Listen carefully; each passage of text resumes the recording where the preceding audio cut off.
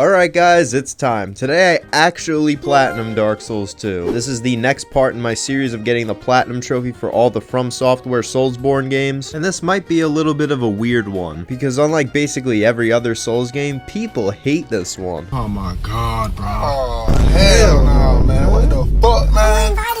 But hey, I'm jumping into this game with no expectations, no outside influence, and no bias. Dark Souls 2 has 38 trophies, a difficulty of 6 out of 10, which is kind of low for these games, and an estimated completion time of 80 hours. And if this is the first video of mine that you see, at the end of every Souls video, I'm going to rank each game to see which one is truly the best. So if you want to see more content like this, be sure to drop a like and a sub. Alright, let's get straight into this. The game starts off with, wait, what? No character creation? Nah, not this time. Instead, this old lady just starts absolutely yapping. You lose your souls, all of them, over and over again. Who the fuck starts a conversation like that? I just sat down. Okay, now here's the character creation. And I genuinely had no idea who to make this time, so I just made this guy. It doesn't really matter, his face is going to be covered for the entire playthrough anyway. And I picked a dexterity-based starting build because I wanted to eventually use a katana in this playthrough. And I also got a trophy for creating my character, W Freebie. Then I made my way to Majula, this game's main hub and one of the only good-looking locations in the entire game. I then wandered around for a while and got a trophy for dying for the first time. Wow, thanks for rubbing it in, assholes. Then I made my way through the first main level of this game, and at the end I found the first boss, the last giant. And he initiates the fight by charging straight at me full force. And to be honest, I was a little intimidated at first, until I figured out that he has about 3 moves in his arsenal, and then I beat him first try. But hey, it's a tutorial boss, let's cut him some slack. He tried his best. Then I made my way through the second area and fought the Dragon Rider boss, who also only has a couple of moves that are really easy to dodge, but he did kill me once, so I'll give him some credit. And after I beat him, one of the worst areas in the game became accessible. No Man's Wharf. This location just sucks ass. There's an insane amount of enemies here, and the run back is harder than the actual boss. And that's the main issue with this entire game. The devs thought it would be funny to spam enemies in the most annoying places and make the areas themselves harder than the bosses. And what this does is make almost every single boss fight in the game feel underwhelming. Also, another dumb thing they did is make the Estus Flask an absolute piece of shit. You know, the main healing item from the last game, yeah, it just sucks now. You only get 1 at the start and it takes 5 business days to drink it. And once you actually do drink it, your health doesn't even go up that fast. Like, look at this, come on, we don't got all day. Instead, you have to rely on consumable healing items called life gems. These take way less time to pop and slowly regenerate your health over time. And you can hold up to 99 of them, so it's basically just infinite healing. I guess game balancing just got thrown out the window with this one. Also, last thing, your rolls in this game start out terrible. You have to level up a stat and waste about 20 levels to get the normal Dark Souls 1 roll with the proper iframes. That is absolutely ridiculous. Enough ranting, there will be more of that later, but what I just mentioned plagues the entire game going forward, so keep those things in mind. The next boss is the Flexile Sentry, and yeah, he's pretty easy. He has 2 sides, one of them attacks slowly, and the other one just goes apeshit. So I made sure to keep aggro on the slow side, and I beat him on my 3rd attempt. Then I found the Pursuer boss, and this fight is actually good. I have like no complaints about this boss. His combos were fun to learn, and he looks cool. That's literally all I ask for. Alright, now on to the next actually important area, the Lost Bastille. This area is important because getting to the end of it gives me a trophy, so I made my way through the entire area, finding the Lost Sinner boss at the end, and this is yet another solid boss fight. The nearly pitch black arena also gives the boss a very creepy vibe. He has some BS hitboxes, but hey, such is life. He still didn't give me that much trouble and was quickly eliminated. After the fight, I lit the first primal bonfire of the game, which is literally just a bonfire that teleports you back to Majula after lighting it, and this is just kind of lame, to be honest. Like in Dark Souls 1, they always found some weird creative way to connect seemingly dead ends back to Firelink Shrine, and it made the world actually feel like one piece. But in this game, it just basically feels like all the areas are separate levels rather than one complete world. And I've heard that as the games go on, they focus less and less on trying to connect to the hub world, which I think is a missed opportunity. Except for Elden Ring. Imagine getting to the other side of the world and then having to circle back to the Round Table Hold. That would be genuinely awful. Anyways, then I found the secret Belfry Luna location, and this is where I found my first covenant of the playthrough thanks to this little dwarf, who actually looks better than the ones in the Snow White movie. And then also in this area is the Belfry Gargoyles. Oh, this is kind of cool. It's like a callback to Dark Souls 1. I'm just gonna fight another gargoyle duo. Yeah, no, how about 6? You fucking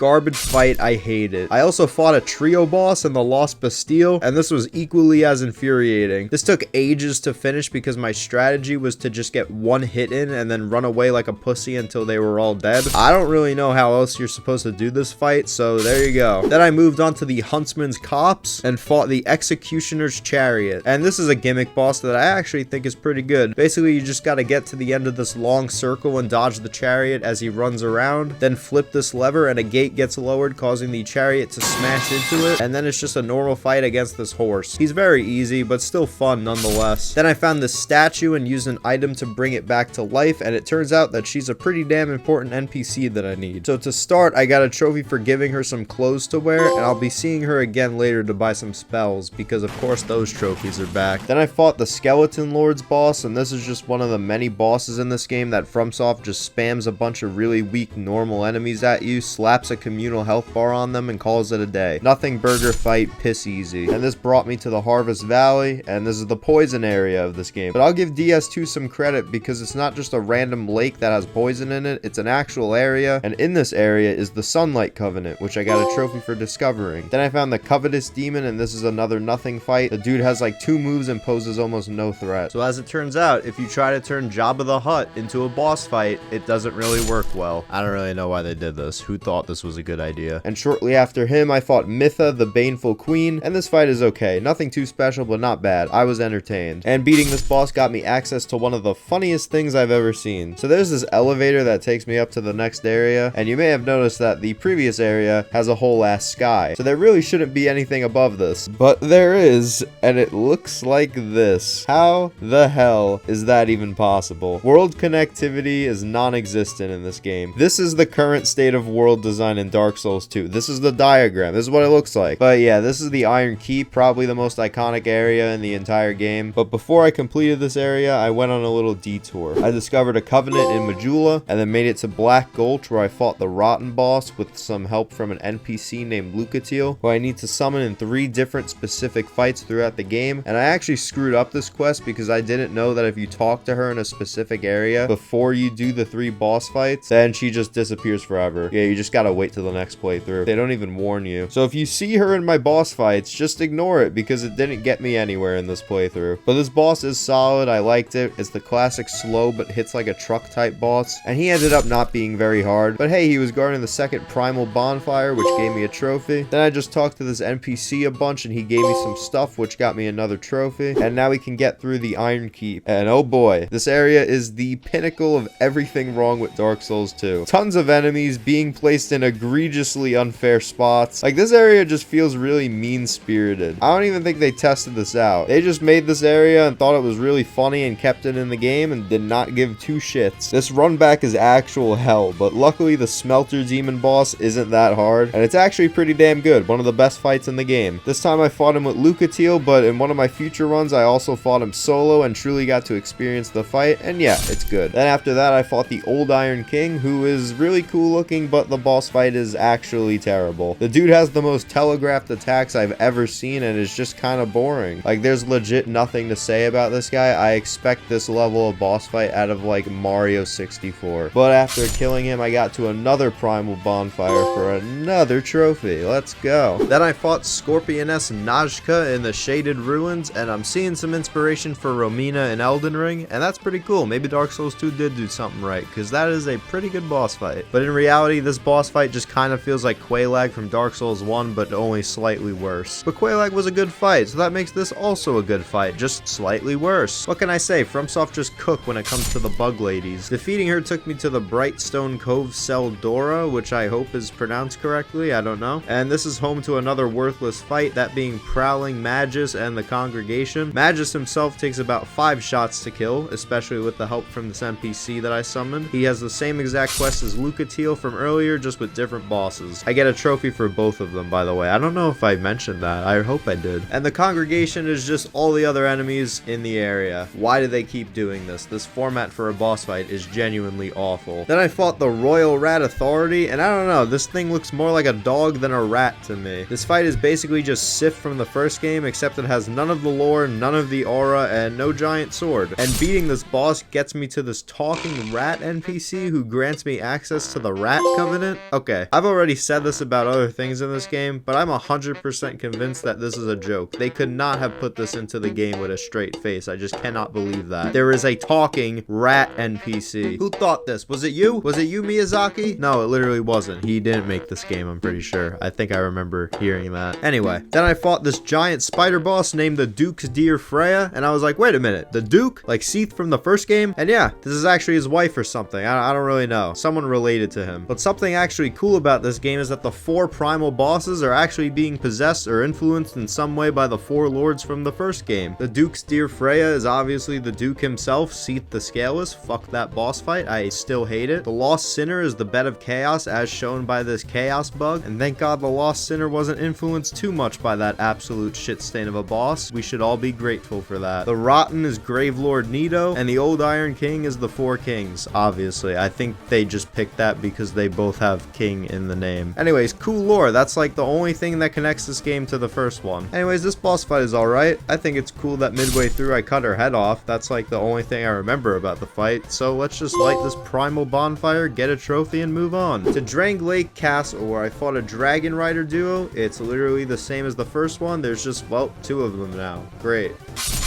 And then I fought the Looking Glass Knight. This is a great boss, for sure my favorite of the base game. Again, it has fun attack patterns and it looks fucking cool. Like, look at that shield, that's just awesome, come on. And he's such a good fight that I get a trophy just for beating him. Rest in peace. Unfortunately, this really great boss took me to what I would say is the worst area in the whole game, the Shrine of Amana. I actually think this area is quite cool looking. It just has these awful, awful enemies all over the place that snipe you with ranged attacks. And when I say snipe, I mean Black Ops 2 carry or trick shotting from under the map. Like, the amount of projectiles here has to be rage bait. There's no way. And to top it all off, this area's boss is the Demon of Song. A boring fight with a slightly cool gimmick, I'll give it that. It has this hood that it puts up and you can't attack it until it pulls it back down, so that made it a bit more memorable. But the attacks just aren't really fun to dodge in my opinion. They're just large ass AoE sweeping attacks for the most part. But beating the boss took me to the Undead Crypt, where after exploring this very creepy area for a while,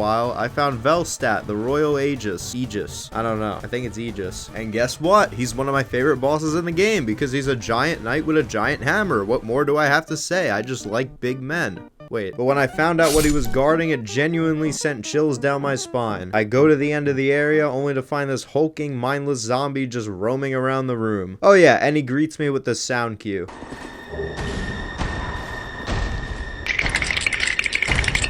Yeah, that doesn't sound creepy at all. I thought he was going to attack me, but he doesn't. He just literally wanders. This is Vendrick, the king of Drang Lake. He's basically the Gwyn of Dark Souls 2, but even Gwyn, who was completely hollowed at that point, still at least knew to attack me. But Vendrick doesn't even do that. He's literally a complete husk. There is nothing going on up there. And that freaked me the hell out, I'm not gonna lie. But in his room is the King's Ring, which gave me a trophy and is vital for progressing further as it opens up a lot of endgame areas.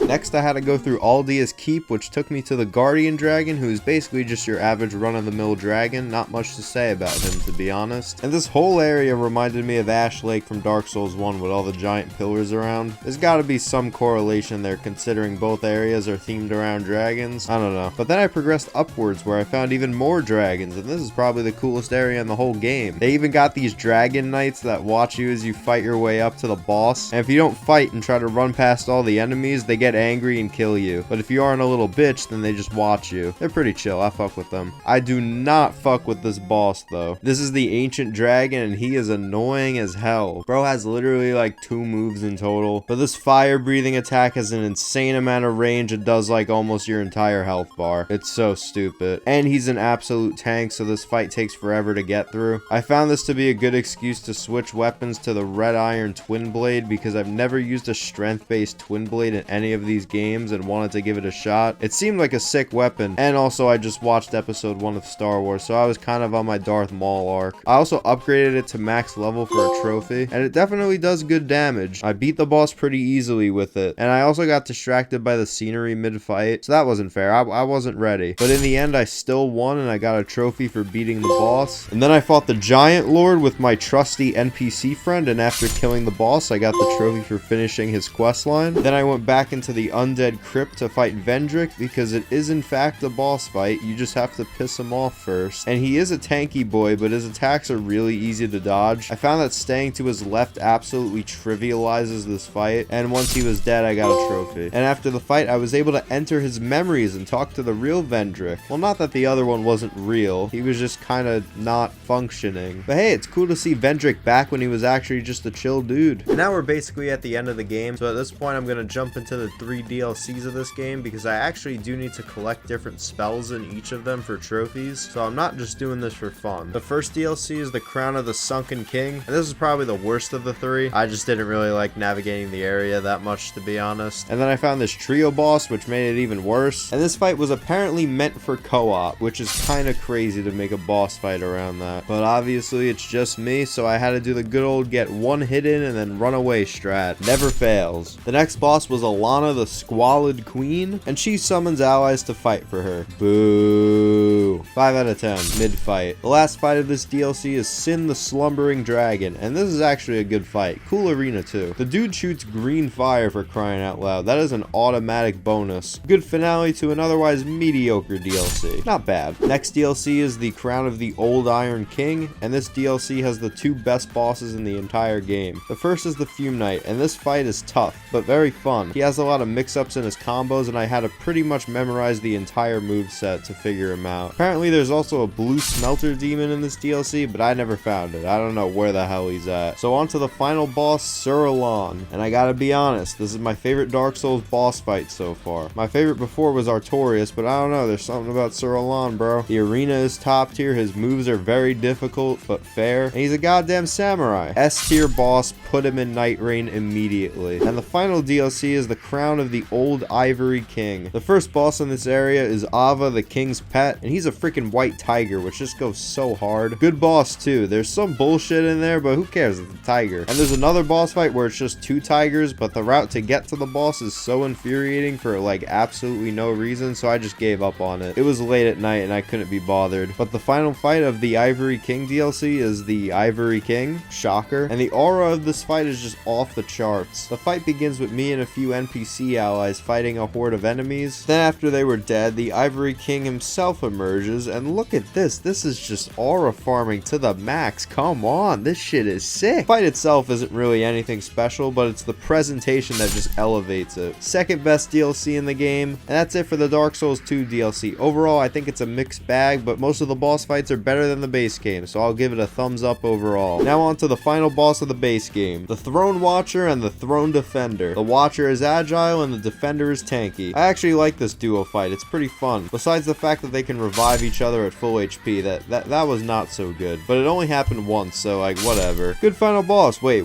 oh shit, that wasn't even the final boss. This is the final boss, and she's one of the easiest bosses in the game. Yeah, she doesn't really do anything. Well, now I'm just disappointed. Final boss, my ass. Wait, oh shit, that wasn't the final boss either. Wow, how many final bosses are there? This is Aldia, the actual 100% guaranteed final boss. I'm serious, there's actually nobody after him. And he's also really easy, but at least he's more of a challenge than this bitch. There's also a lot of story involved with him, so it's a bit of a cinematic fight. But all you gotta do is just don't go near him while he's on fire and dodge the giant pillars that come out of the ground, and that's pretty much it. Give me my damn throne. I spent like 50 plus hours getting here. And there's the trophy for beating the game. So now it's time for the cleanup, and also 2 more playthroughs of the game. Oh god. I found a Covenant for a trophy, then fought Ornstein from DS1. What the hell are you doing here? Unfortunately, I was supposed to fight this dude early game, but I missed him, so I ended up killing him in like 2 seconds. And I did this to access yet another Covenant, and then I talked to this random dude in the middle of nowhere for another trophy. He also gave me the last gesture for the first collectible trophy of the video. Then I got a few more Covenants as shown here, and then I talked to this corpse for another trophy. Then I had to get a trophy for getting max devotion in a Covenant, and I picked the Abyss Covenant because most other ones require insane amounts of grinding. All I had to do for this Covenant was fight the secret Dark Lurker boss, who is a magic user, and midway through the fight, bro pulls out Shadow Clone Jutsu and turns this into a 2v1. Like, come on, bro, you are such a bitch. Get the hell out of my face. Easy trophy. Then I completed a few more NPC quests, including Lucatiles in playthrough number 2, which is the one that I missed before in case you forgot. And now all I had to do is collect all the spells, which there are a shit ton of in this game. But the most infamous one is definitely the Sunlight Spear, which requires 30 Sunlight medals to trade to the Sunlight Covenant. There was a lot of sunlight in that sentence. And the way I got this done is by farming Sunlight medals from these enemies for hours. I think in total it took like 5 or 6. And I did this over the course of like 2 days because I was not doing this all in one shot. That would have been crazy. Farming sucks, but hey, this is really the only thing I had to farm in this game, so I'll take it. I got all the sorceries and the hexes in this playthrough, but then I had to do a whole nother one all the way up until Dranglake Castle, which is about like 75% of the way through the game, because these stupid sons of bitches locked spells behind the 3rd playthrough. Like, come on, bro, why are we gatekeeping like this? But I purchased the last spells from this guy, got the trophies for them, and consequently got the platinum.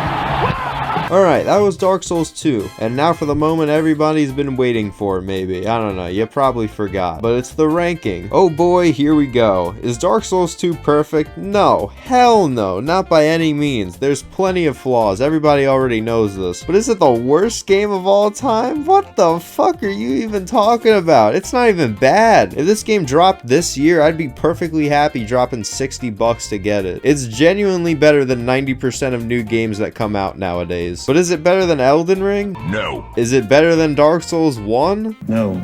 Is it better than Demon Souls? I actually think it is. Demon Souls had some trash bosses. The only genuinely good boss that would also pass as a good boss in other games is King of Land. But Dark Souls 2 has multiple good bosses. The Pursuer, the Lost Sinner, Smelter Demon, Fume Knight, and Sur Elan. All very good bosses I'd gladly fight again. So yeah, Dark Souls 2 is better than Demon Souls. Again, that's not knocking Demon Souls either. It was the first game in the series, and at this point, they've had a pretty good amount of time to get their system sorted out. But yeah, that's all I got for you today. If you enjoyed, drop a like and subscribe. Alright, get out of here.